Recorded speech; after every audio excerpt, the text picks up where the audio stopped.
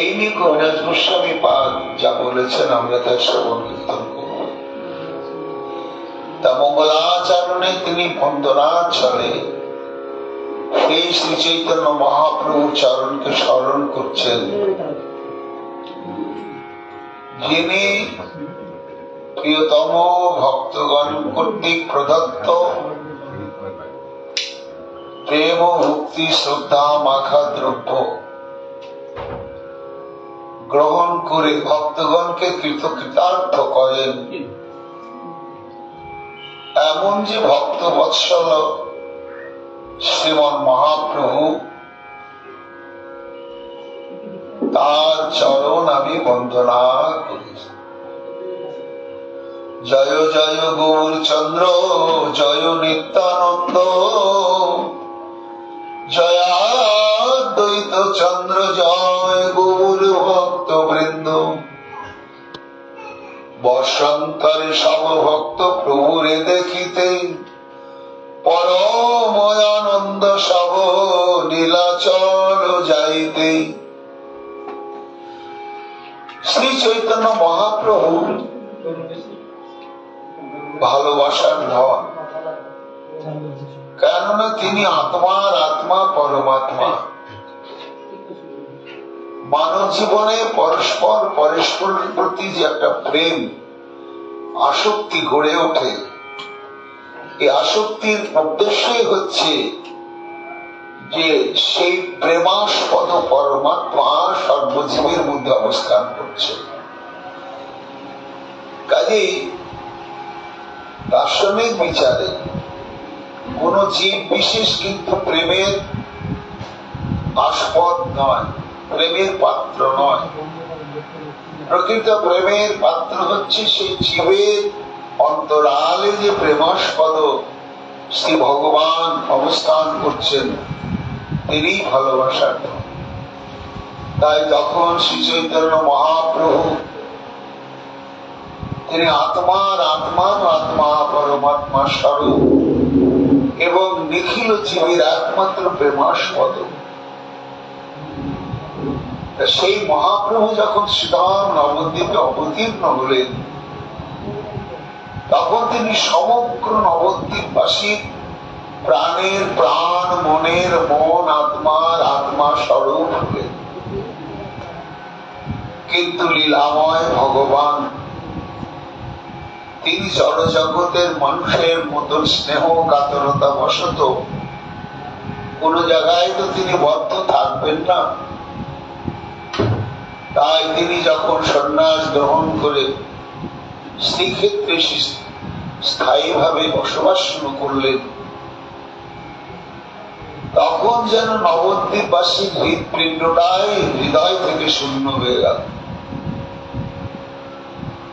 মহাপ্রভু তাদের এই বিরহটি অনুভব করে নির্দেশ করলেন যে তোমরা সংসারে থাকবে 8 মাস,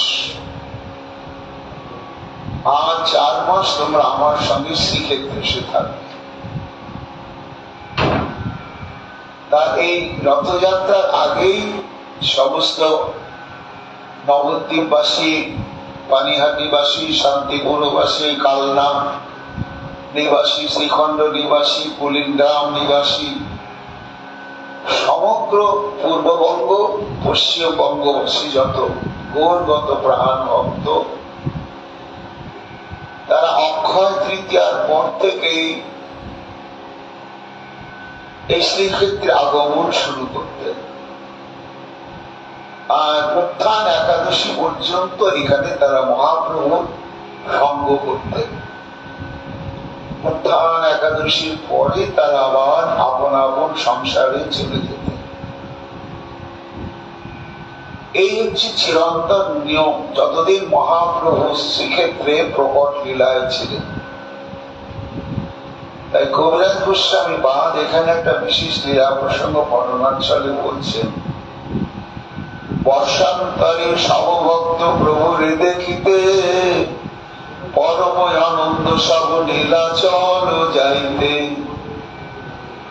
অর্থাৎ পূর্ব বছরের মতন এবছর সে রথযাত্রার সময় সমাগত দেখে সমস্ত ভক্তগণ, কি ভক্তমন্ডলী, কি মাতৃমন্ডলী, তারা পদব্রজে এই শ্রীক্ষেত্রের উদ্দেশ্যে যাত্রা করতে এবার তাই করেছে। মুখ্য মুখ্য কারা আসছেন? অদ্বৈত আচার্য গোসাই সর্বগ্রগণ্য, আচার্য রত্নয়, আচার্য নিধি, শ্রীবাস আদি ধন্য আসছেন। অদ্বৈত আচার্য তার পুত্রগণকে সঙ্গে করে আসছেন। চন্দ্রশেখর আচার্য শ্রীমন মহাপ্রভুর মেসমশায় এবং শ্রীবাসাদির চার ভ্রাতা, তারা যদ্যপি প্রভুরে আজ্ঞা ঘোরে রহিতে, তথাপি নিত্যানন্দ প্রেমে চলিলা দেখিতে। কল্যাণ গোস্বামী বলছেন, ভক্তগণ, এইভাবে তো সমস্ত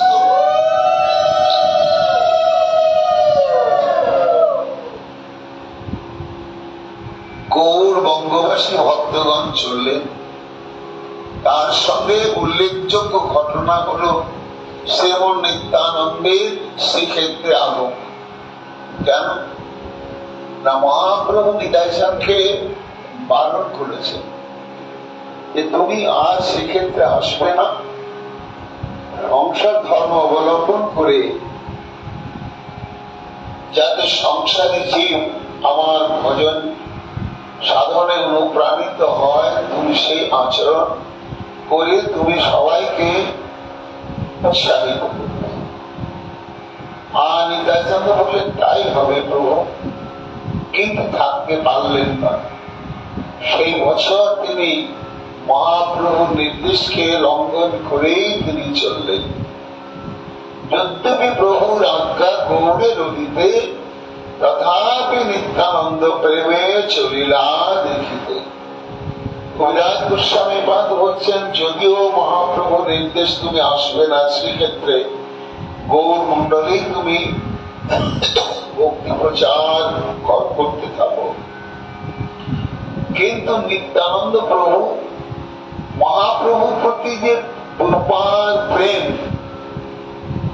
সেই প্রেম এমন ভাবে বাড়তে বাড়তে বলবতী হয়ে উঠল, সেই প্রেমের আকর্ষণেই নিত্যানন্দ আর থাকতে পারলেন না। যেমন কোন স্রোতের মধ্যে যদি কোনো ব্যক্তি এসে যায়, তখন নিজের আর সত্তা থাকে না, স্রোত যেদিকে চলে সেদিকেই চলে। স্রোত কোন দিকে চলে? সমুদ্রের অভিমুখে। তাই অনন্ত কোটি ব্রহ্মাণ্ডের সর্বজীবের যে প্রেমের গতি, স্নেহ ভালোবাসার যে গতি, সেই গতিটি কোন জীব বিশেষের প্রতি নয়, দেহদারের মানুষের প্রতি নয়, একমাত্র পরম প্রেমাস্পদ শ্রী ভগবানের প্রতি। তাই সেই প্রেমের আকর্ষণে শ্রীমন নিত্যানন্দ থাকতেই পারলেন না। তথাপি নিত্যানন্দ প্রেমে চলিলা দেখিতে। প্রশ্ন হচ্ছে, এটাকে নিতাইচাঁদের আচরণ ঠিক হলো? মহাপ্রভু তাকে নিষেধ করেছেন, তবু তিনি কেন এইভাবে এলেন না? এইরকম কেউ প্রশ্ন করতে পারেন ভেবে কবিরাজ গোস্বামী পাঁচ সিদ্ধান্ত বলছেন, অনুরাগের লক্ষণ এই বিধি নাহি মানে, তার আজ্ঞা ভঙ্গে তার সঙ্গেরও কারণ। অর্থাৎ কবিরাজ গোস্বামী বলছেন, ভক্তগণ, নিতাইচাঁদের মহাপ্রভুর আদেশ লঙ্ঘনের এই দৃষ্টান্তে আপনারা অন্য কিছু ভাববেন না। এটা হচ্ছে প্রেমেরই একটা চরমতম বৈশিষ্ট্য, অকৈতব প্রেমের এটা বৈশিষ্ট্য। তার প্রমাণ রাশে যেছে ঘরে যাইতে গোপীর আজ্ঞা দিল, তার আজ্ঞা ভাঙি তার সঙ্গে যে রহিল। দৃষ্টান্ত দিচ্ছে কবিরাজ গোস্বামী পাদ। এভাবে কি আজ্ঞা ভঙ্গ করেছিল কেউ পূর্বে? করে তারা ভগবানের চরণ প্রাপ্ত হয়েছিলেন, ভগবানকে প্রসন্ন করতে পেরেছিলেন, সন্তুষ্ট করতে পেরেছিলেন, এর কোন দৃষ্টান্ত আছে কি? কবিরাজ গোস্বামী পাদ বলছে ভক্তগণ আছে, কোথায় আছে না? যখন মহারাশি সমাগতা বিবাহিতা সতী সাধ্বী সমস্ত রমণীগণ,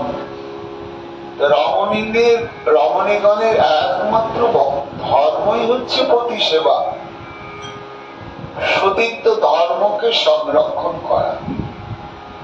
এই জন্য ইতিহাসে দেখা যায় যে সতী নারী মৃত্যুকেও হাসতে হাসতে বরণ করে, কিন্তু সতীত্বকে কোনদিন ত্যাগ করে না। সতী নারীর কাছে সতীত্ব রক্ষণ এমন একটা গুরুত্বপূর্ণ ব্যাপার। কিন্তু আজকে সেই মহাসতী গণ, এই ব্রজগোপী তারা সমাগত হয়েছেন, আর শ্রীকৃষ্ণ সত্যি সত্যি তাদেরকে বলছেন এটা তোমার ভালো কাজ করো, তোমার প্রত্যেকে মহাসতী পতি সেবা করায় না, তার সমস্ত কিছু তোমরা বাম পদে অবহেলন করে ছুটে এসেছ আমার কাছে, এটা ঠিক করো নাই, তোমরা চলে যাও। রাশি দিয়েছে ঘরে যাইতে গোপীরে আজ্ঞা দিল।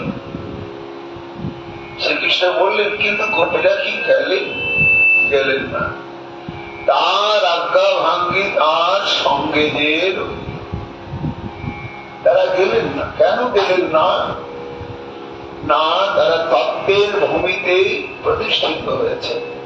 বলছেন শ্যাম গোপীনাম তৎপতিনাম চ দেহি নাম এবং সর্বেশাম जो অন্তঃসরতি সদস্য কৃষ্ণে নেহতে হোভা। তুমি যে সতী পতি সেবা করতে বলেছ, তা আমরা তো সেই পতি সেবা করতেই এসেছি। সবাই দিকে ফাঁকা আছে, আমরা সেই পতি সেবা করতে এসেছি। যদি বলো আমি তো তোমাদের পতি নয়, আমি সাধারণ বিচারিত পর পুরুষ বা পরপতি, এটা সাধারণ বিচারে, কিন্তু তত্ত্বের বিচারে তুমি কে? গোপীনাং তৎপতিনাং চ দেহি নাম এবং সর্বেশাম जो অন্তঃসরতি সদস্য ক্রীড়ে নেনে দেহভা। তুমি আমরা এসেছি তোমাকে পতি রূপে বরণ করে, এজন্য আমাদের পতি। আবার আমাদের ঘরে ঘরে যে একটি মায়ের গৃহপতি রয়েছে, সেই সমস্ত পতিগণের তুমি পতি। কেন না, তুমি যদি সেই গৃহপতির অন্তর থেকে চলে যাও, তখন আর কোন জ্ঞাতি গোত্র আত্মীয় স্বজন আর প্রাণ শূন্য স্বামীর কাছে কোন সতীকে স্মরণ করতে নির্দেশ করে না, তখন তাকে পরিত্যাগ করতে নির্দেশ করে। তাহলে দেহটা তো পতি নয়, পতি হচ্ছে তার মধ্যে তুমি যতক্ষণ ছিলে ততক্ষণ ওর পতি হওয়ার যোগ্যতা ছিল। আসলে ওকে, ওর দেহকে কেন্দ্র করে তুমি পরমপতি হয়ে আমাদেরকে সেবার সৌভাগ্য প্রদান করেছে। এই জন্য পতিরও পরমপতি তুমি আত্মা রাম, তোমা বিনা গৃহপতি অগতি সমান। গোপীগণ বুঝিয়ে দিলেন যে আসল প্রকৃত পতি তুমি, আর তোমাকে সেবা করাই প্রতিরূপে লিখিল জীবের একমাত্র কর্তব্য। এই জন্য তোমার আদেশ বর্ণাশ্রম ধর্মের বিচারে সতীর প্রতি সেবা করা ঠিকই আছে। এটি হচ্ছে বিধি মার্গের ধর্মের সিদ্ধান্ত। কিন্তু বিধি আর রাগ, এটা দুটো আলাদা। তাই আজ্ঞা পালনে কৃষ্ণের যতেক পরিতোষ, প্রেমে আজ্ঞা ভাঙিলে হয় কোটি গুণ সুখ বোস। শ্রী গোবিন্দ কি করলেন? পরি স্বামীকে ত্যাগ করে এসেছে বলে তাদেরকে কৃষ্ণ ত্যাগ করলেন না, বরং পরীক্ষায় তারা জিতে গেলেন জেনে শ্রীকৃষ্ণ তাদেরকে অঙ্গীকার করলেন। তাই যে শ্রীকৃষ্ণের আদেশ ঘরে যাও, কিন্তু তার আদেশকে ভঙ্গ করেও তারা থেকে গেলেন বলেই শ্রীকৃষ্ণের প্রতিবিধান করলেন। তেমনি গোবিন্দ উদ্ধবকে বলেছেন, উদ্ধব, আমার আজ্ঞা পালনে আমি সন্তুষ্ট হই, কিন্তু তার চাইতে বেশি সন্তুষ্ট হই যে আমার প্রসন্নতা বিধানের জন্য আমার আজ্ঞাকেও ভঙ্গ করে আমার সেবার তৎপরতা লাভ করে। এই জন্য নিতাই চাঁদ মহাপ্রভু প্রতি দুর্বার প্রেমের আকর্ষণে প্রভুর নিষেধ থাকা সত্ত্বেও নিজেকে ধরে রাখতে পারলেন না। সে বছর সব ভক্তগণের সঙ্গে শুভযাত্রা করলেন। বাসুদেব দত্ত, মুরারি গুপ্ত, গঙ্গা দাস, শ্রীমান সেন, শ্রীমান পণ্ডিত অকিঞ্চ কৃষ্ণ দাস, মুরারি পণ্ডিত, গরুর পণ্ডিত বুদ্ধিমন্ত খান, সঞ্জয় পুরুষোত্তম পণ্ডিত ভগবান, শুক্লাম্বর ঋষিকানন্দ আর যতজন, সবাই চলিলা নাম না যায় গণন।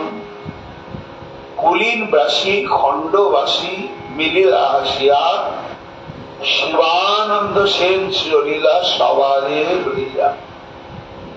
তখনকার দিনে তো কোনো যানবাহন ছিল না। নবদ্বীপ থেকে, শান্তিপুর থেকে, শ্রীখণ্ড থেকে বা ওয়েস্ট বেঙ্গল থেকে এখানে হেঁটে হেঁটেই আসতে। এই এতগুলো ভক্তকে নিয়ে আসার অভিভাবকত্ব করতেন শিবানন্দ সেন। কেননা তদানীন্তন কালে নবদ্বীপে শিবানন্দ সেনের একটা প্রভাব ছিল, আর উনি বিশাল বিত্তবান ছিলেন। আসতে 15-20 দিন লাগে হেঁটে হেঁটে আসতে। এই 15-20 দিন হেঁটে হেঁটে আসতে প্রত্যেক জায়গায় দুবেলা অবস্থান করে রান্না বান্না প্রসাদ পাওয়া, তার যত ব্যয় ভার সব শিবানন্দ সেন বহন করতেন। এই জন্য তার আনুগত্যেই সবাই প্রতি বছরই এই শ্রীক্ষেত্রে আসতেন। শিবানন্দ সেন চলিলা সবারে লইয়া, রাঘব পণ্ডিত চলিলা ঝালি সাজাইয়া, দময়ন্তী যত দ্রব্য দিয়াছে করিয়া। ঝালি শব্দে বাঁশের তৈরি ঝাঁকা যাকে বলে, বিভিন্ন জেলায় বিভিন্ন, মুর্শিদাবাদে বলে টোকা, পেছা, তারপর আর কি আছে, ঝালি শব্দে সেটাই বোঝায়। তার উপরে নানা প্রকার মহাপ্রভু সেবার দ্রব্যাদি সাজিয়ে নিয়ে মাথায় করে নিয়ে চলা। তাই রাঘব পণ্ডিত চলিলা ঝালি সাজাইয়া। ঝালিতে কি ছিল আর সেই সমস্ত দ্রব্যগুলো কে প্রস্তুত করলেন সেই বিষয়ে কবিরাজ গোস্বামীপাদ বলছেন, দময়ন্তী যত দ্রব্য দিয়াছে করিয়া। দময়ন্তী হচ্ছে রাঘব পণ্ডিতের ভগিনী, শ্রীমন মহাপ্রভুর অত্যন্ত প্রিয় অন্তরঙ্গ ভক্ত। মহাপ্রভুর প্রতি তার ভগবত বুদ্ধি নয়, মনুষ্য বুদ্ধি। কেননা ভগবানের প্রতি যতক্ষণ মনুষ্য বুদ্ধি না আসবে ততক্ষণ পর্যন্ত প্রেমে সেবা হবে না। আমি একবার এক ভক্তের বাড়িতে গিয়ে দেখছি যে একটা কাঠের টুলের উপরে মহাপ্রভুর চিত্রপট মাঘ মাসে এমনি রেখে দিয়েছে। আমার দিকে কষ্ট, আমি ভক্তকে জিজ্ঞাসা করছি, এই শীতের মধ্যে তুমি প্রভুকে এইভাবে রেখেছ, একটু গায়ে বস্ত্র আচ্ছাদন দাও নাই, একবার কাঠের উপরে বসিয়ে রেখেছ, ওটার উপর একটা আসন দিলে হয়। তখন তিনি বলছে, বাবা এটা কি বলছেন আপনি, তুমি তো ভগবান, ওনার আবার শীত গরম আছে নাকি? ভগবানের শীত গরম নাই, এটা প্রেমের কথা নয়। প্রেম ভগবানকে মনুষ্য বুদ্ধিতে নিয়ে আসে, সেই বুদ্ধিটা ছিল দময়ন্তী।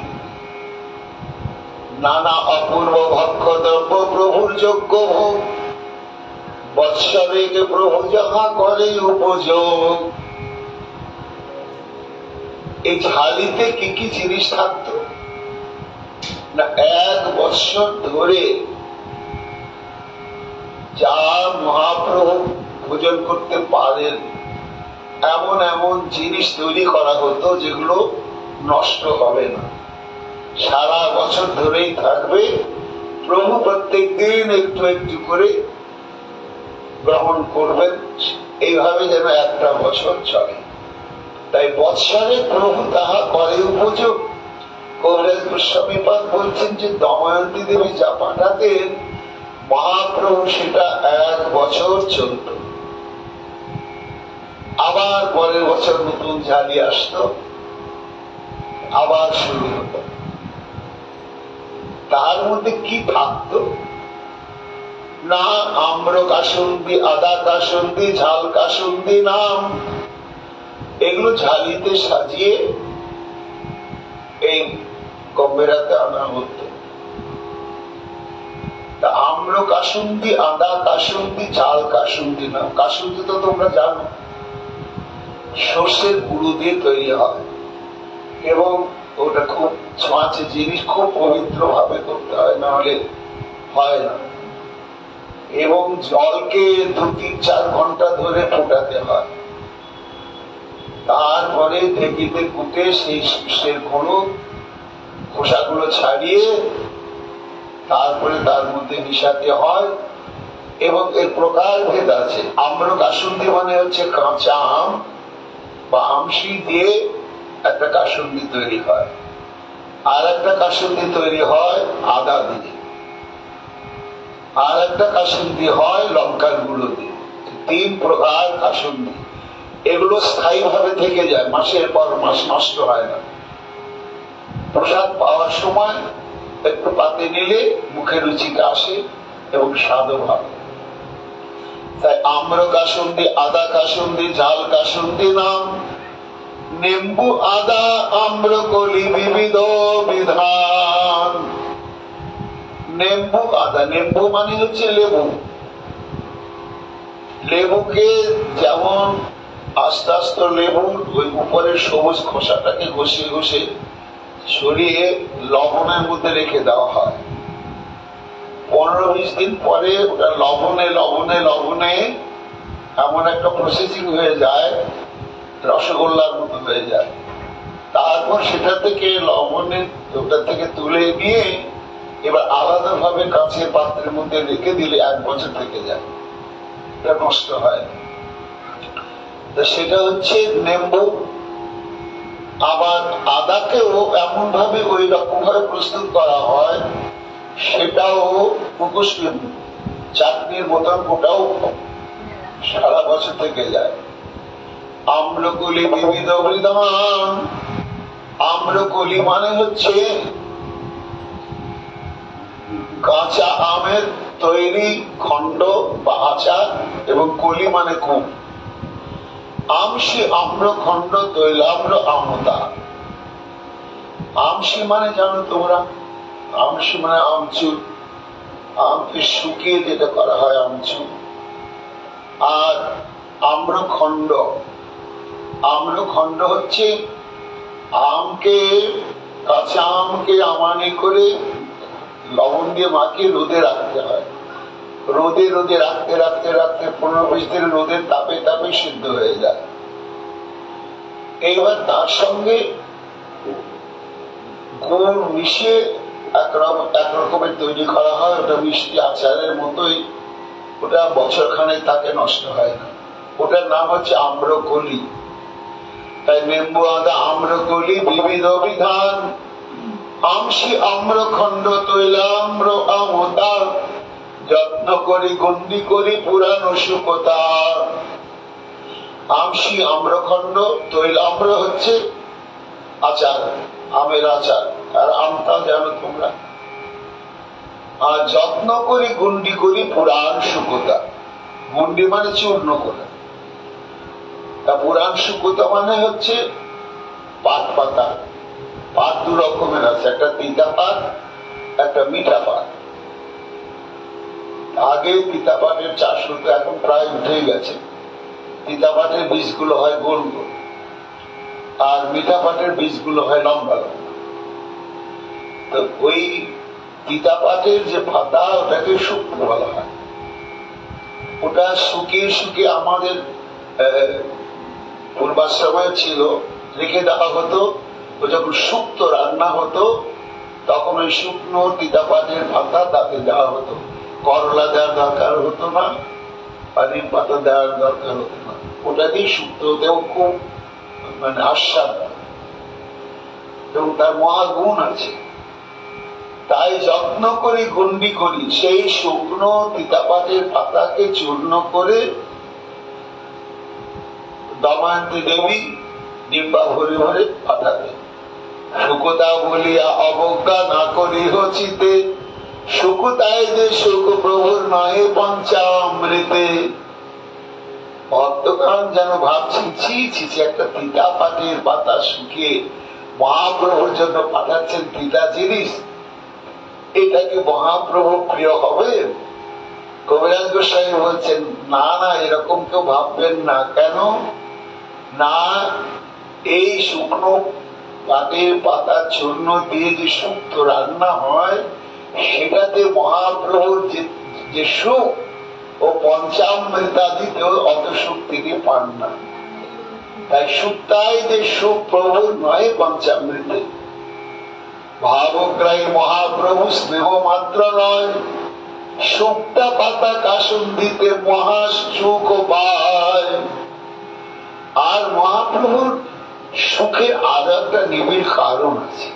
কারণ হচ্ছে যে দময়ন্তী দেবী ওই সমস্ত যে দ্রব্য প্রস্তুত করতেন, তা সেটা কেবলমাত্র তার জানা আছে এই জ্ঞানের দ্বারা প্রস্তুত করতেন না, হৃদয় নিংড়ে নিংড়ে গৌর প্রেম মাখিয়েই করতেন। এই জন্য মহাপ্রভুর কাছে সত্যটা প্রিয় প্রিয় নয়, সত্যকে কেন্দ্র করে দময়ন্তীর যে মহাপ্রভুর জন্য শ্রদ্ধা ভক্তি প্রীতি, এটাই ছিল মহাপ্রভুর আস্বাদ্য বস্তু। তাই ভাবগ্রাহী মহাপ্রভু স্নেহ মাত্র নয়, শুক্তা পাতা দাসন দিতে মহাসুখ হয়। মনুষ্য বুদ্ধি দময়ন্তী করে প্রভুর পায়।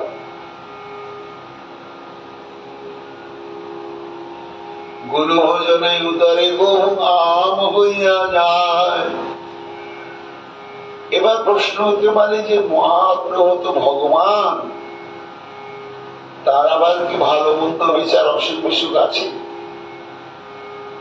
এই সন্দেহ জেনে কবিরাজ গোস্বামীপাদ বলছেন, ভক্তগণ, না, ভগবান তো তত্ত্বে তিনি ঠিকই আছে, প্রেমে কিন্তু তিনি মানুষ। তার সুখ দুঃখ বোধ, তার ক্ষুধা পিপাসা বোধ, তার আদি ব্যাধি বোধ সবই রয়েছে। মা দময়ন্তী জানেন যে মহাপ্রভুকে কেউ পিতা জিনিস দেয় না, মিঠা জিনিসই দেয়। তা বেশি বেশি যদি ওই ধরনের গুরুপাদ দ্রব্য দীর্ঘদিন ভোজন করা হয়, তাহলে কি হয়? আমাশয় হয়, এবং সে আমাশয় একটা কষ্টকর ব্যাধি, মহাপ্রভুর কষ্টই হয়। ভক্তগণ বোঝে না এই সব দ্রব্য আমরা দিই বলে আমাদের প্রেমে প্রভু গ্রহণ করেন, কিন্তু যেহেতু তিনি লীলায় এসেছেন তার মানব শরীর, এই জন্য তার আদি ব্যাধির সম্ভাবনা রয়েছে। পরিণামে যে তিনি অসুস্থ হয়ে পড়বেন, এটা কেউ বোঝে না, দময়ন্তী দেবী তাই বোঝে। সেই বলছে, গুরু ভজনে উদরে কবু আম হইয়া যায়। গুরুপাদ দ্রব্য বেশি বেশি পরিমাণে ভোজন করলে আম জমবেই পেটে। শুক্তা খাইলে সে আম হইবে নাশ, এই স্নেহ মনে ভাবি প্রভুর উল্লাস। এটি দময়ন্তী দেবী সুদূর প্রাণীহাটি থেকেই তিনি এটা অনুভব করেন। আর আমরাও ছোটবেলায়, এবং আমার গুরুদেব বলতেন, আমশায় বলে তিতা পাটের পাতা ভিজিয়ে রেখে সকালবেলা 15 দিন ধরে জলটা খেলে দীর্ঘদিনের আমশা নষ্ট হয়ে যায়। একটা আয়ুর্বেদিক গুণ আছে। সেই কথাই বলছেন যে দময়ন্তী দেবী জানেন যে মাঝে মাঝে প্রভুর আমাশয় হয়, তো ভক্তরাতে ভালো ভালোই শুধু ভোজন করান, তাতে যে প্রভুর আমাশয় হয়ে গেল সেটা নিয়ে যে ব্যবস্থা নিতে হবে এ কারো ধ্যান থাকে না। কিন্তু দূরদর্শিনী দময়ন্তী দেবী সেটা থাকে। তাই সুক্ত খাইলে সে আম হইবে নাশ, এই স্নেহ মনে ভাবি প্রভুর উল্লাস।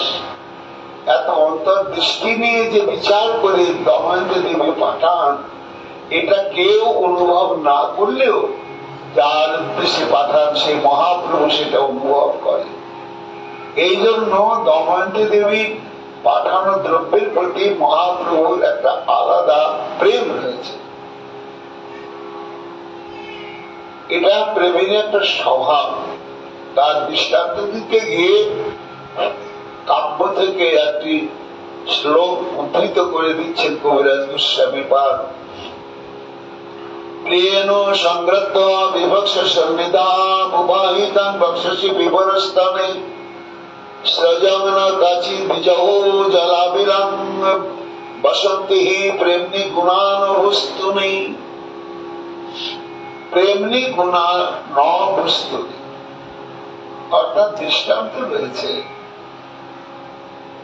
যে কোন প্রেমিকাকে একাধিক প্রেমিকার সম্মুখে কোন প্রেমাস্পদ প্রেমিক নায়ক সহস্তে অনুরাগে মালা গেঁথে তাকে উপহার দিয়েছে। মালাটা এমন যে মূল্যবান তা নয়, কিন্তু ওই মালার সঙ্গে যে প্রেমাস্পদ প্রিয়তমের যে প্রেম মাখা আছে, এর জন্য সর্বক্ষণ স্থান আদিতেও ওই মালাটি বক্ষ ছাড়া করে না সে প্রেমিকা। অর্থটা কি, বলে মালাটার মূল্যবান বস্তু মালাতে কিছু নেই, মালার সঙ্গে যে প্রেমিকের প্রেম মাখা আছে ওটাই তার কাছে গুরুত্ব। তেমনি দময়ন্তী দেবীর পাঠানো দ্রব্য মহাপ্রভুর কাছে প্রীতির কারণ হচ্ছে প্রত্যেকটা দ্রব্যের মধ্যে দূরদর্শিনী দময়ন্তী দেবীর এইভাবে প্রেম মাখা আছে। এই তো গেল তিতাদি, ঝাল, টক ইত্যাদি। এবার মিষ্টি দ্রব্যের মধ্যে ধনিয়া মোহরি তন্ডুল চূর্ণ করিয়া নাড়ু বাঁধিয়াছে চিনির পাক করিয়া। এগুলো স্থায়ী, মাসের পর মাস থাকবে, নষ্ট হবে না। হচ্ছে ধনে ভেজে, মৌরি ভেজে সেটা চূর্ণ করে তার সঙ্গে চাল গুঁড়ো, এই যে চিনিতে পাক করে নাড়ু বাঁধানো হয়েছে। সন্তি খণ্ড নাড়ু আর আমপিত্তহর পৃথক পৃথক বাঁধি বস্ত্রে কোথলি ভিতর। শুন্ঠি খণ্ড নাড়ু, শুন্ঠি খণ্ড হচ্ছে শুকনো আদা, শুঁট যাকে বলে, তাকে চূর্ণ করে নিয়ে তাই দিয়ে গুড় দিয়ে বা চিনি দিয়ে নাড়ু তৈরি করা হয়েছে, তার সঙ্গে চাল গুঁড়ো মিশিয়ে। এইভাবে নানা প্রকার চিরস্থায়ী নাড়ু, যেগুলো মাসের পর মাস থাকবে, নষ্ট হবে না, তৈরি করে করে সব নতুন কাপড়ের থলি তৈরি করে তার মধ্যে সব সাজালেন। কলি শুনটি, কলি চূর্ণ, কলি খণ্ড আর কত নাম লব, শত প্রকার আচার। 100 রকমের আচার। আমেরই বহু প্রকার আচার হয়, কুলের হয়, তারপরে আদার হয়, এরকম নানা দ্রব্যেরই আচার হয়, গোলাপ ফুলের আচার হয়, এগুলো পাওয়া যায় বৃন্দাবনে। তা এইরকম এক প্রকার আচার। আর কলিখণ্ড মানে কুলেরই মিষ্টি খণ্ড মানে আচার, সেগুলো স্থায়ীভাবে থাকবে। আবার টক ঝাল আচার, সেগুলো স্থায়ীভাবে থাকবে। নারিকেল খণ্ড নাড়ু আর নাড়ু গঙ্গা জল, চিরস্থায়ী খণ্ড বেকার করিল সকল। তারপর নানা জাতীয় শুকনো দ্রব্য, নোনতা ঝাল মিষ্টি, যেগুলো চিরকাল থাকবে কয়েক মাস, এই সমস্ত প্রস্তুত করবে। চিরস্থায়ী ক্ষীরসার মন্ডাদি বিকার, অমৃত কর্পূর আদি অনেক প্রকার। শালিকা চুকি ধান্যের আতপ চিড়া করি, নূতন বস্ত্রের বড় কোথলি সব ভরি। কোথলি মানে হচ্ছে থলি। তা এক প্রকার শালিধান তার ছিঁড়ে তৈরি হলে কতক চিড়া হুড়ুম করি ঘৃতেতে ভাজিয়া, চিনি পাকে নাড়ু কইল কর্পূর আদি দিয়া। চিড়াকে ঘিয়ে ভেজে নাড়ু তৈরি করা।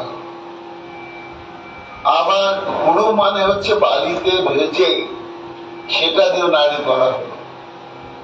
হুড়ুম শব্দ আবার কোন কোন ব্যাখ্যাটা মুড়ি কেউ বলেছে, কিন্তু মুড়ি শব্দটা আমরা চৈতন্যচরণীতে পাইনি বা মহাপ্রভু পেয়েছেন তার কোনো নাই। এই জন্য এখানে কতক চিড়া হুড়ুম মানে এমনি বালিতে চিড়া ভেজে নাড়ু হলো, আর কতকগুলো চিড়ে ঘিয়ে ভেজে সেটা দিয়ে নাড়ু হলো।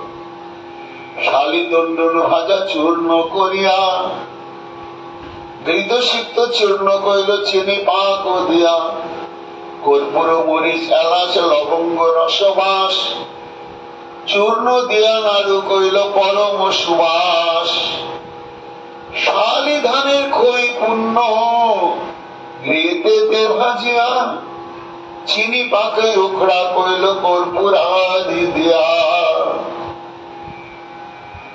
শালি ধানের খই খুব উৎকৃষ্ট।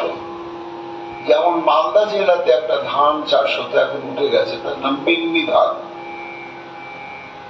বিন্নি ধানের খই অদ্ভুত সুস্বাদু। সেটা সে খইটা ধান থেকে হবে না, চাল থেকে হয়। এত সুগন্ধ এবং ছোট ছোট মিষ্টি, এখন একটু উঠেই গিয়েছে। সেই বলছেন এখানে যে শালি দণ্ডুর ভাজা চূর্ণ করিয়া, ঘৃতসিক্ত চূর্ণ করিল চিনি পাক দিয়া, কর্পূর মরিচ এলাচ লবঙ্গ রসবাস, চূর্ণ করি নাড়ু কইল পরম সুবাস। রসবাস হচ্ছে খাবার চিনি। শালি ধানের খই পূর্ণ ক্রিয়েতে ভাজিয়া, চিনি পাকে ওখরা কইল কর্পূর আদি দিয়া। এই ওখরা মানে হচ্ছে মুরকি, চিনির মুরকি আর কি। শালি ধানের খই সেটা ঘিয়ে ভেজে চিনি পাক করে তাতে মুরকি তৈরি করা। ফুট কলায় চূর্ণ করি ঘৃতেতে বাজাইল, চিনি পাকে কর্পূর দিয়া নাড়ু করাইল।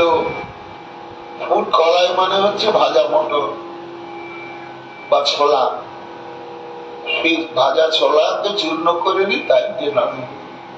কইতে না জানি নাম এ জন্মে যাহার, ওইছে নানা ভক্ষ দ্রব্য সহস্র প্রকার।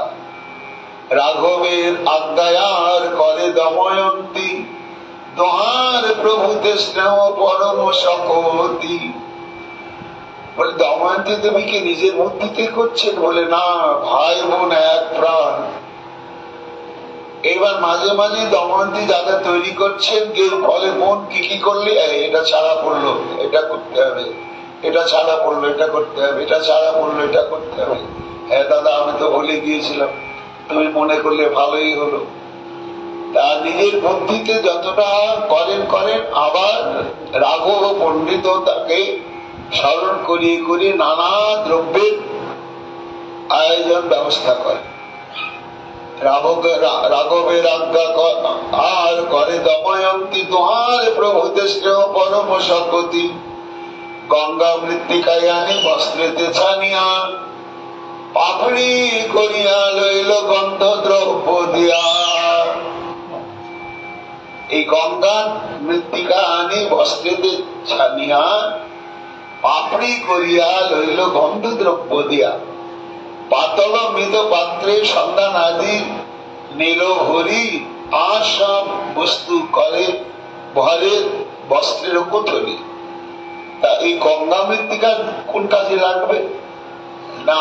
গঙ্গাতে এক ধরনের মাটি পাওয়া যায় বালি শূন্য, সব জায়গায় থাকে না, মাখনের মতো একেবারে, সেটাই আছে আসল গঙ্গা মৃত্তিকা।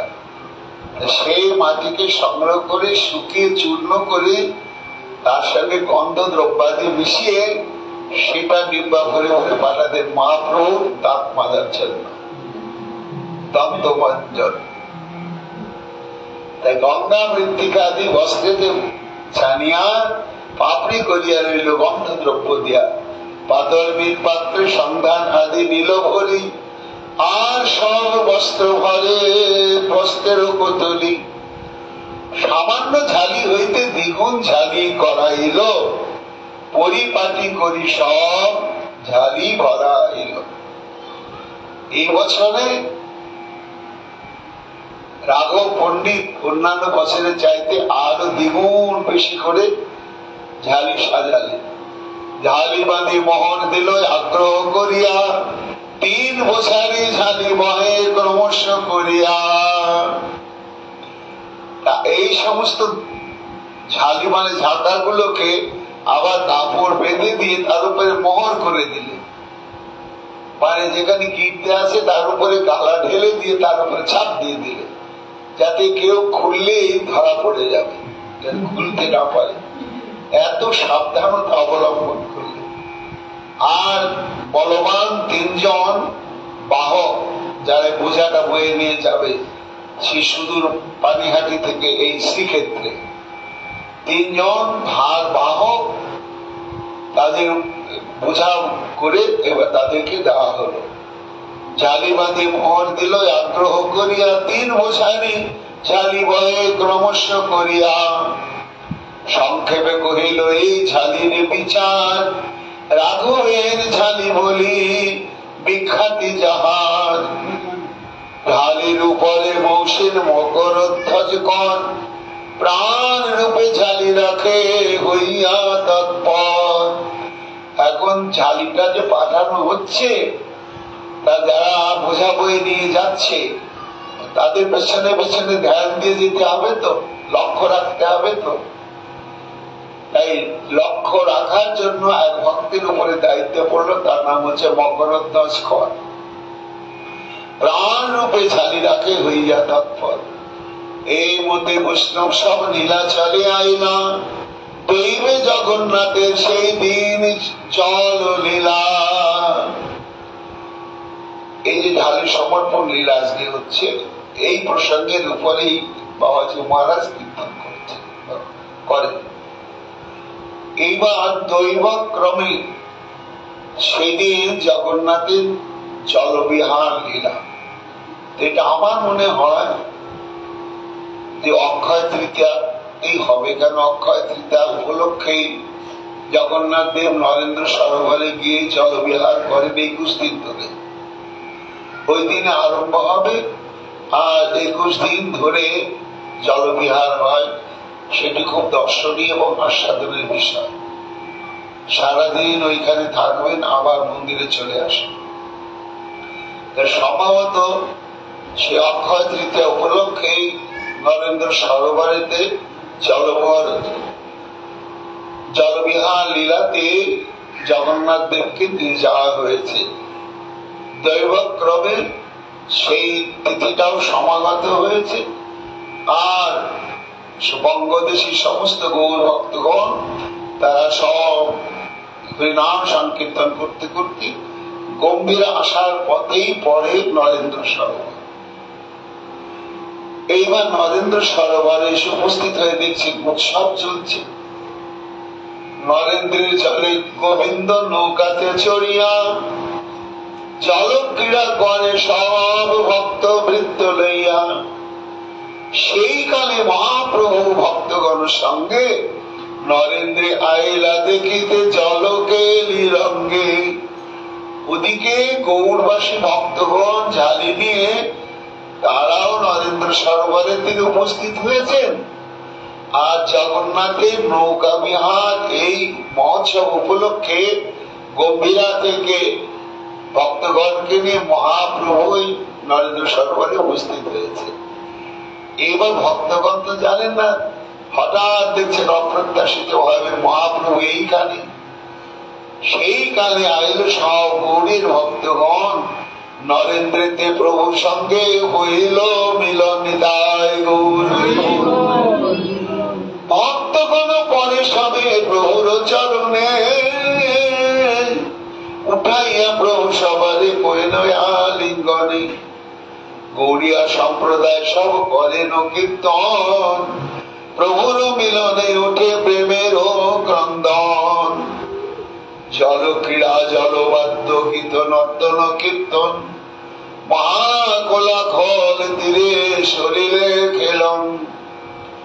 গৌরিয়ার কীর্তন আর রোদন মিলিয়া মহাকোলাহল হইল ব্রহ্মাণ্ড বলিয়া। প্রেমে সবার চোখে জল, কারো দেহ স্মৃতি নাই, এমন উচ্চস্বরে হুঙ্কার দিয়ে হরিধ্বনি করছেন আকাশ পর্যন্ত প্রকম্পিত হয়ে যাচ্ছে। সমস্ত উড়িষ্যাবাসী দেখে তারা স্তম্ভিত হয়ে যাচ্ছে। কেন না আগত গৌরমণ্ডলবাসী ভক্তগণের আনন্দ সমুদ্র অপ্রত্যাশিত ভাবে নরেন্দ্র সরোবরের তীরে মহাপ্রভুকে দর্শন করে জোয়ার এসে একবারে উদ্বেলিত হয়ে গেলেন। তাই গৌরিয়ার কীর্তনার রোদন মিলিয়া মহাকোলাহল হইল ব্রহ্মাণ্ড ভরিয়া। সব ভক্ত লইয়া প্রভু নামিল সেই জলে, সবে লয়ে জল ক্রীড়া করে কৌতূহলে। প্রভুর এই জল ক্রীড়া দাস বৃন্দাবন চৈতন্য মঙ্গলে বিস্তারি করিয়াছেন বর্ণন। কিভাবে জল ক্রীড়া করা হলো এটা বিস্তৃত লীলা প্রসঙ্গ আছে, কিন্তু সেটি বৃন্দাবন দাস ঠাকুর তার চৈতন্য ভাগবতে বর্ণনা করেছেন বলে কবিরাজ গোস্বামী এখানে আর বর্ণনা করলেন না। ইহা বর্ণিলে তো পুনরুক্তি হয়, ব্যর্থ লিখন হয় আর গ্রন্থ বাড়ায়। জললীলা করি গোবিন্দ চলিলা হয়, নিজ গণ লইয়া প্রভু চলিলা দেবালয়। জল ক্রীড়ার পরে মহাপ্রভু গম্ভীরায় চলে এলেন আর জগন্নাথ দেব মন্দিরে চলে এলেন। জগন্নাথ দেখি পুনঃ নিজ ঘরে আইলা, প্রসাদ আনাইয়া ভক্তগণে খাওয়াইলা। ইষ্ট গোষ্ঠী সভা লইয়া কতক্ষণ কইলা, নিজ নিজ পূর্ণ বাসায় সভা পাঠাইলা। গোবিন্দ ঠাই রাঘব ঝালি সমর্পিল, ভজন গৃহের কোণে ঝালি গোবিন্দ রাখিল। এইভাবে সব ভক্তগণ গম্ভীরায় উপস্থিত হলেন। মহাপ্রভু সব ভক্তগণের জন্য সেদিন আর ঘরে ঘরে রান্না করতে বারণ করলেন। মহাপ্রসাদ আনিয়ে মহাপ্রসাদ ভোজনের ব্যবস্থা করলেন। আর ওই যে রাঘব পণ্ডিত বকরধ্বজ খর তিনটি বোঝা পাওয়া লোকের মাথায় ঝাড়ি পাতিয়েছেন, সেটি গোবিন্দের হাতে তুলে দিলেন। গোবিন্দ এই নাও পূর্ব বৎসরের ঝাড়ি আজারো করিয়া, দ্রব্য ধরিবারে রাখে অন্য ঘরে লইয়া। এইবার গত বছর যে ঝালি এনেছিলেন সেটা এখনো শেষ হয়নি, এক বছরও শেষ হয়নি, কিছু কিছু থেকেই গেছে।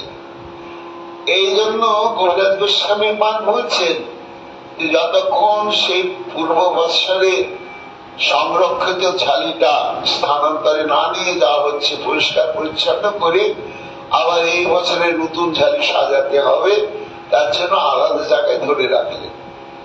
আর দিন মহাপ্রভু নিজ গণ লইয়া জগন্নাথ দেখিলেন শয্যা স্থানে যাইয়া বেড়া কীর্তনে তাহা আরম্ভ করিল। রাত সম্প্রদায় তবে গাইতে লাগিল। রাত সম্প্রদায় নৃত্য করে 7 জন, অদ্বৈত আচার্য আর প্রভু নিত্যানন্দ, বক্রেশ্বরচ্যুতানন্দ, পণ্ডিত শ্রীবাস, সত্যরাজ খান আর নরহরি দাস। 7 সম্প্রদায়ে প্রভু করেন ভ্রমণ, মোর সম্প্রদায়ে প্রভু হইছে সবার মন। মহাপ্রভু 7 সম্প্রদায় ভাগ ভাগ করে জগন্নাথের মন্দিরে পরিক্রমা এবং নৃত্য আরম্ভ করলেন এবং তাতে ঐশ্বর্য প্রকাশ করলেন। প্রত্যেক সম্প্রদায় দেখছেন মহাপ্রভু আমার দলে আছে আর কারো দলে নাই, কিন্তু প্রত্যেকের সম্প্রদায় মহাপ্রভু রয়েছে। সব জগন্নাথবাসী দেখিতে আইল, রাজায়া সিঁদুরে দেখে নিজ গণ লইয়া, রাজপত্নী সব দেখে অট্টালি চলিয়া। কীর্তন আটবে বৃদ্ধি করে দলমল, হরিধ্বনি করে লোক হইল কোলাহল। এই মতো কতক্ষণ করাইল কীর্তন, আপনি নাচিতে তবে প্রভুর হইল মন। 7 দিকে 7 সম্প্রদায় গায় ও বাজায়, মধ্যে মহাপ্রেমে ভেসে নাচে গৌর রায়। 20 পদ মহাপ্রভুর মনে স্মৃতি হইল, স্বরূপের সেই পদ গাইতে আজ্ঞা দিল। সেই পদে নৃত্য করে মনোময়া বেশি, সব লোক চৌদিকে প্রভু প্রেম জলে ভাসে। বলো বলো বলেন প্রভু দুহাউ তুলিয়া, হরি বল হরি বল, হরি ধ্বনি করে লোক আনন্দে বসিয়া।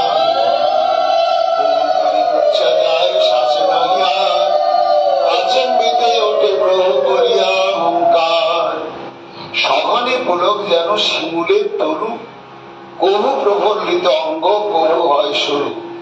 প্রতি রঙ্কুকে হয় প্রচ্ছেদ রক্তোদ্গম, যজ গগ মম পরি গদ গদ বচন। আর জগন্নাথ বলতে পারছেন না যজ গগ, এক এক দন্ত যেন পৃথক পৃথক নড়ে, তৈছে নড়ে দন্ত যেন ভূমে খসি পড়ে। ক্ষণে ক্ষণে বাড়ে প্রভুর আনন্দ আবেশ, তৃতীয় প্রহর হইল নৃত্য নহে অবশেষ। সব লোকের উথলিল আনন্দ সাগর, সব লোক বাসরিল দেহ আত্মঘর। সবে নিত্যানন্দ প্রভু সৃজিল উপায়, ক্রমে ক্রমে কীর্তনিয়া রাখিল সবাই। স্বরূপের সঙ্গে মাত্র 1 সম্প্রদায়, স্বরূপের সঙ্গে সেও মন্দস্বরে গায়। কোলাহল নাহি প্রভু কিছু বাচ্চ হইল, তবে নিত্যানন্দ প্রভু শ্রম জানাইল। কীর্তন আস্তে আস্তে থেমে যাচ্ছে, মনে হচ্ছে কি হলো। গীতাচান বলছেন প্রভু সবাই ক্লান্ত হয়ে পড়েছে, 9 ঘন্টা 10 ঘন্টা ধরে কীর্তন হচ্ছে। ভক্তশ্রম জানি কইল কীর্তন সমাপন, সবা লইয়া আইসে কইল সমুদ্রে স্নাপন। সবা লইয়া প্রভু কইল প্রসাদ ভোজন, সবারে বিদায় দিল করিতে স্বজন। তারপরে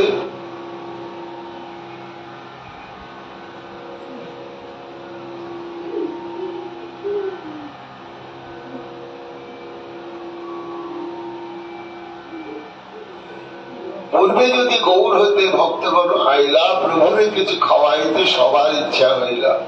কেহ কোন প্রসাদে আনে দেন গোবিন্দ ঠাই, ইহা যেন অবশ্য ভক্ষণ করেন গোসায়। কেহ পেড়া, কেহ নাড়ু, কেহ পিঠা পানা, বহু উত্তম প্রসাদ প্রকার যার নানা। অমুকই দিয়াছেন গোবিন্দ করে নিবেদন, ধরি রাখো বলি প্রভু না করে ভক্ষণ। ধরিতে ধরিতে ঘরের ভরিল 1 কোণ, 100 জনের ভক্ষ যত হইল সঞ্চয়ন। এই সবাই তো ইচ্ছা করে, রাঘব তো ঝালিয়ে এনেছে, কিন্তু নিজে নিজে সবার ইচ্ছা হয় করে। এই কারণে সব পিটিয়ে পাড়া বানিয়ে বানিয়ে গোবিন্দ মহাপ্রভুকে দিন। প্রভু বলে রেখে দেওয়া পরে রেখে দাও পরে, রেখে দাও পরে, রাখতে রাখতে রাখতে রাখতে একেবারে অনেক হয়ে গিয়েছে। শতজনের ভক্ষ যত হইল সঞ্চয়, এত সঞ্চিত হয়ে গেল, 100 জন তা ভোজন করতে পারে। গোবিন্দের সবে মুছে করিয়া যত, আমার দত্ত প্রসাদে প্রভুকে করাইলা ভক্ষণ, তার কিছু কহি গোবিন্দ করেন বঞ্চন, আর দিনে প্রভুকে কহে নির্বেদ বচন। এখন গোবিন্দের হাতে তো সবাই না, এসে গোবিন্দকে জিজ্ঞাসা, গোবিন্দ আমার নামটা মহাপ্রভুকে দিয়েছিলে তো, দিয়েছিলে তো? কিন্তু প্রভু যে দিতে গিয়েছে, মহাপ্রভু যে বলেছেন ধরে রাখো, রেখে দাও পরে খাবো, এই কথাটা তো বলতে পারছে না। এই জন্য বলছে হ্যাঁ হ্যাঁ দিয়েছি দিয়েছি, কিন্তু কতক্ষণ আর মিথ্যে কথা বলে। তাই একদিন মহাপ্রভুকে বলছে, যে প্রভু আর আমি মিথ্যা কথা কত বলবো বলো তো? আচার্যাদি মহাশয় করিয়া যতনে, তোমাকে খাওয়াইতে বস্তু দেন স্থানে, মানে অদ্বৈত আচার্য, তুমি সে না খাও, তারা পুছে বারবার, বঞ্চনা করিব কত, কেমতে আমার নিষ্ঠা। আমাকে প্রত্যেক দিনই জিজ্ঞাসা করে, আমি মিথ্যে কথা কত বলবো বলো তো? প্রভু কয়ে আদিবস্যা দুঃখ গায়ে, মানে কেবা কি দিয়েছে তা আনো এইখানে, হাইটা কি দিয়েছ, তাহলে কতদিন ধরে কে কি দিয়ে রেখেছে সব নিয়ে এসো, বাকি রেখো না। এত বলি মহাপ্রভু বসিলা ভোজনে, নাম ধরি ধরি গোবিন্দ করে নিবেদন। এটা অদ্বৈত আচার্য প্রভু পাঠিয়েছে। আচার্যের এই পৈর পানা স্বরূপী, এই অমৃত গুটিকা মন্ডা, এই কর্পূর কুপি, শ্রীবাস পণ্ডিতের এই অনেক প্রকার, পিঠে পানা অমৃত গুটিকা মন্ডা পদ্ম চিনিয়ার, আচার্য রত্নের এই সব উপহার, আচার্য নিধির এই অনেক প্রকার, বাসুদেব দত্তের এই মুরারি গুপ্তের আর, বুদ্ধিমন্ত খানের এই বিবিধ প্রকার, শ্রীমান সেনের এই বিবিধ উপহার, মুরারি পণ্ডিতের এই বিবিধ প্রকার, শ্রীমান পণ্ডিতার আচার্য নন্দন, তা সবার দত্ত এই করহ ভোজন, কলিন গ্রামবাসীর এই আগে দেখো যত, খণ্ডবাসী লোকের এই দেখো তত, সব এনে মহাপ্রভুর সামনে হাজির করে। ওই যে সবার নাম লইয়া প্রভুর আগে ধরে, সন্তুষ্ট হইয়া প্রভু সব ভোজন করে। 14 মাসেকের বাসি মুখ করা নারিকেল, অমৃত গুটিকায়াদি পানাদি সকল। 14 মাসেকের বাসি মুখ করা নারকেল, মানে নারকেল জল পান করবেন তো, তাই মুখটা আমান্য করে খোলাই আছে 1 মাস ধরে, নষ্ট হয়ে যাওয়ার কথা, কিন্তু কিচ্ছু না, তথাপি নতুন প্রায় সব দ্রব্যের স্বাদ, বাসি বিস্বাদ নহে মহাপ্রভুর প্রসাদ। 100 জনের ভক্ষ প্রভু দণ্ডকে খাইল বিদায় গৌর, 100 জন উদর পূর্ণ করে প্রসাদ পেতে পারে, ভক্তের তত্ত্ব তো। আর ভগত বৎসল প্রভু, তিনি কেন গ্রহণ করবেন না? তাই সব গ্রহণ করলেন। 100 জনের ভক্ত প্রভু দণ্ডে খাইল, আর কিছু আছে বলি গোবিন্দে বুঝিল। গোবিন্দ আর কি আছে নিয়ে এসো, আর বাকি আছে না? গোবিন্দ কহে রাঘবের ঝালি মাত্র আছে। প্রভু এখন আর অন্য কিছু নেই, শুধু রাঘবের ঝালি আছে, অন্য কিছু এখন নেই। প্রভু কহে আজি রহু তাহা দেখিব পাছে। ওটা নষ্ট তো হবে না, ওটা কাল থেকে আরম্ভ করবো। আর দিন প্রভু যদি নিবৃত্তে ভোজন কইল, রাঘবের ঝালি খুলি সকলই দেখিল, সব দ্রব্যের কিছু কিছু উপভোগ কইল, সাধু সুগন্ধি দেখি প্রভু প্রশংসিল, বৎসরের তরে আর রাখিল ধরিয়া, ভোজনের কালে স্বরূপ পরিবেশে খসাইয়া। 1 বছর ধরে এগুলোর চলবে, ব্যবহার করা যাবে, নষ্ট হবে না, সেভাবে সংরক্ষণ করা হলো। মহাপ্রভু যখন গম্ভীরায় মহাপ্রসাদ পান, তখন স্বরূপ দামোদর গোস্বামী রাঘবের ঝালির থেকে প্রভুর প্রিয় দ্রব্যগুলো নিয়ে এসে একটু করে পরিবেশন করে। প্রভু রাত্রিকালে কিছু করেন উপযোগ, ভক্তের শ্রদ্ধার দ্রব্য অবশ্য করে উপভোগ। এই মতো মহাপ্রভু ভক্তগণ সঙ্গে চাতুর্মাস্য গোয়াইল কৃষ্ণ কথা রঙ্গে। মধ্যে মধ্যে আচার্যকে করে নিমন্ত্রণ, ঘরে ভাত রাধে আর বিবিধ ব্যঞ্জন। শাক দুই চারিয়ার সুপতার ঝোল, নিম্ব বার্তা কুয়ার ভৃষ্ট পটল। ভৃষ্ট ফুল বড়ি ভাজা মুদগা তালিশু, জানি ব্যঞ্জন রাধে প্রভুর রুচি অনুরূপ। তার 4-5 মাস ধরে তো ভক্তগণ এখানে থাকতেন। অনেকে আবার নিজের বাসাতেও মহাপ্রভুকে নিমন্ত্রণ করে প্রসাদ পাওয়াতেন। তা সেই নিজের রান্নাতে মহাপ্রভু দাদা ভালোবাসেন, তাই যে নিম্ব বার্তাকু, বার্তাকু মানে বেগুন, নিম বেগুন, তারপরে কৃষ্ণ পটল, পটল ভাজা, তারপরে বড়ি ভাজা,